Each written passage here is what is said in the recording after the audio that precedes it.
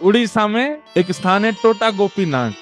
कौन से? तो वहां के जो पुजारी जी थे वो सेवा करते करते उनकी कमर झुक गई, और जैसी कमर झुकी तो अब वो ठाकुर जी को चंदन लगाते तो माथे की जगह नाक पे लग जाता, आंख पे लग जाता, गाल पे लग जाता, होठ पे लग जाता।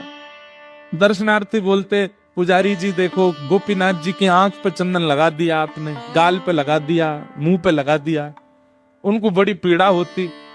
मन में सोचने लगे अब एक काम करता हूं कि मैं एक पुजारी रख लेता हूं, मुझसे तो सेवा उतनी, कमर झुक गई मेरी।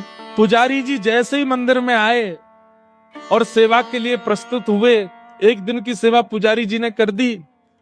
रात्रि में मंदिर जैसे ही बंद हुआ तो महाराज पूर्व के जो पुजारी जिनकी कमर झुक गई, उनके स्वप्न में श्री ठाकुर जी गए और ठाकुर जी जाके बोले, देखो मुझे आपसे ही सेवा चाहिए, ये कोई और मेरा स्पर्श नहीं करेगा, आप ही चंदन घिसो, आप ही पोशाक पहनाओ, आप ही श्रृंगार करो। ठाकुर जी मुझे बहुत प्रसन्नता है कि आपको मुझसे सेवा चाहिए, पर मैं तो बीमार हो गया, मेरी कमर झुक गई, अब कैसे चंदन लगाऊं आपको?